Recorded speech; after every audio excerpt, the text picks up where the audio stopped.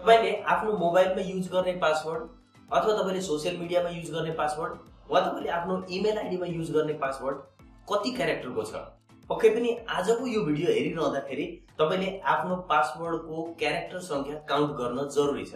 आज म तपाईलाई यो कुरा किन गरिरहेको छु? एउटा न्यूज मैले पढिरहेको थिएँ, टेक पानाको न्यूज।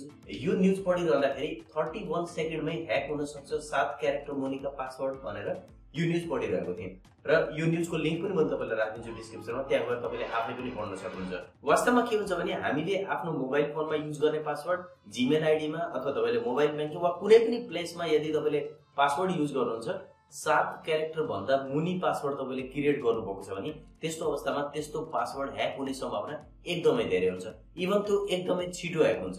आज मैले तपाईलाई यो भिडियो अन्तर्गत रहेर त्यो पासवर्ड तपाईको जुन अहिले युज गरिराख्नु भएको छ त्यो पासवर्ड कतिको सुरक्षित छ, त्यो कसरी चेक गर्ने त्यो पनि मैले सिकाउने छु र साथसाथै तपाईले एकदमै स्ट्रङ पासवर्ड कसरी जेनेरेट गर्न सक्नुहुन्छ यो सम्पूर्ण कुरा पनि सिकाउन गइरहेको छु। यदि तपाईले पनि आफ्नो सोशल मिडिया, आफ्नो इमेल आईडी, मोबाइल ब्याङ्किङ अथवा कुनै पनि प्लेटफर्म जसमा तपाईले पासवर्ड क्रिएट गर्नुहुन्छ त्यसलाई सुरक्षित बनाउन चाहनुहुन्छ भने भिडियोलाई अन्तिमसम्म हेर्नु होला। साथीहरु यदि च्यानलमा नयाँ हुनुहुन्छ भने च्यानललाई सब्स्क्राइब गर्दिनु होला, किनभने यस्तै भिडियो म तपाईहरुको लागि ल्याइराख्छु। अब म तपाईलाई ल्यापटप स्क्रिन शेयर गर्न चाहन्छु। यहाँनिर हेर्न सक्नुहुन्छ मैले देखाइरहेको छु। नम्बर अफ क्यारेक्टरको कुरा गर्नु छ भने जस्तै यदि 4 क्यारेक्टर तपाईले पासवर्डमा युज गर्नुहुन्छ भने त्यो क्विक उतिखेरै ह्याक गर्न सकिन्छ। यदि 5 क्यारेक्टर छन् त्यो पनि त्यस्तै हुन्छ, 7, 8, 9, 10। यदि तपाईले नम्बर मात्र युज गर्नुभएको छ त्यस्तो केसमा एकदमै क्विक ह्याक गर्न मिल्छ 11 क्यारेक्टर सम्मको केसमा। त्यस्तै तपाईले यदि लोवर केस लेटर मात्र युज गर्नुहुन्छ, नम्बर युज गर्नुहुन्न, लोवर केस लेटर मात्रै, त्यस्तो केसमा तपाईले हेर्न सक्नुहुन्छ इन्स्टेन्टली क्विक ह्याक हुन सक्छ 8 वटा क्यारेक्टर सम्म। यदि तपाईले upper case and lower case letter लिनुहुन्छ त्यो इन्स्टेन्टली उतिखेरै ह्याक हुन सक्छ लगभग 4 वटा, 5 वटा र 6 वटा सम्मको क्यारेक्टर। यदि तपाईले नम्बर लिनुहुन्छ, अप्पर केस र लोवर केस लेटर लिनुहुन्छ भने त्यस्तो अवस्थामा यदि 4, 5 र 6 वटा सम्म क्यारेक्टर तपाईले युज गर्नुभएको छ मिक्स गरेर भने त्यो पनि इन्स्टेन्टली ह्याक हुन सक्छ। र त्यसै तपाईले number, upper case, lower case letter, symbol सबै युज गर्नुभएको छ तर तपाईले क्यारेक्टर संख्या जम्मा 6 वटा राख्नु भएको छ भने त्यो पनि इन्स्टेन्टली क्विक ह्याक हुन सक्छ। यसको अर्थ यदि तपाईले लङ पासवर्ड राख्नुहुन्छ भने त्यति नै सुरक्षित हुन्छ। तपाईलाई म देखाउन चाहन्छु। जस्तै यहाँनिर हेर्न सक्नुहुन्छ लगभग 18 क्यारेक्टरको कुरा गर्ने भने 18 क्यारेक्टर तपाईले युज गर्नुहुन्छ र त्यसमा number, upper case, lower case letter र सिम्बलहरु युज गरिदिनुहुन्छ भने यो एकदमै इन्क्रिप्टेड फर्ममा बन्न जान्छ, जसले गर्दाखेरि यहाँ हेर्न सक्नुहुन्छ 438 इयर्स को समय लाग्छ यदि यसलाई ह्याक गर्न खोज्यो कुनै ह्याकरले भनेपछि यदि तपाईले आफ्नो पासवर्डलाई एकदमै स्ट्रङ बनाउन चाहनुहुन्छ भने त्यस्तो अवस्थामा तपाईले 18 वटा क्यारेक्टर युज गर्नुपर्ने हुन्छ। त्यस्तो अवस्थामा तपाईको पासवर्ड भने एकदमै क्विकली ह्याक हुन नसक्ने पासवर्ड बन्छ। यसैले तपाईले पासवर्डलाई कसरी स्ट्रङ बनाउने त्यो म तपाईलाई सिकाउन चाहन्छु। सबभन्दा पहिले मैले तपाईलाई सिकाउन चाहन्छु यदि तपाईले कुनै पनि सोशल मिडियामा कुनै पनि प्लेटफर्ममा आफ्नो पासवर्ड युज गर्नुभएको छ भने त्यो पासवर्ड कतिको सुरक्षित छ त्यो यहाँनिर हेरौँ। जस्तै तपाईले आफूले युज गर्ने पासवर्ड, मैले आफ्नो पासवर्ड पनि चेक गरेको छु। जस्तै मैले यहाँनिर लेखेको थिएँ नेपाल 123 हो। यो पासवर्ड मैले धेरै ठाउँमा युज गरेको थिएँ र चेक गरेपछि आज मैले सब चेन्ज गरिसकेको छु।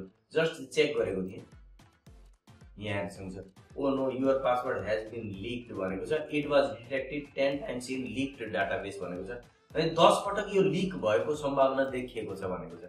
यस्तै मैले अरु पासवर्ड पनि आफ्नो चेक गरे। यहाँनिर तपाईले पनि यो वेबसाइटमा आएर आफ्नो पासवर्ड चेक गर्नु होला। सबभन्दा पहिले रेड सिग्नल देखाउँछ कि नै।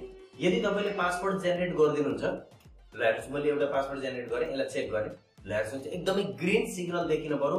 तपाईले राखेको पासवर्डमा ग्रीन सिग्नल छ भने बुझ्नुस् तपाईको पासवर्ड सुरक्षित छ, नत्र भने तपाईको पासवर्ड एकदमै असुरक्षित छ, यसलाई चेन्ज गर्न जरुरी छ। र मैले भने तपाईलाई आफ्नो एकदमै स्ट्रङ पासवर्ड बनाउन चाहनुहुन्छ भने त्यस्तो अवस्थामा एउटा वेबसाइटमा जानुपर्ने हुन्छ।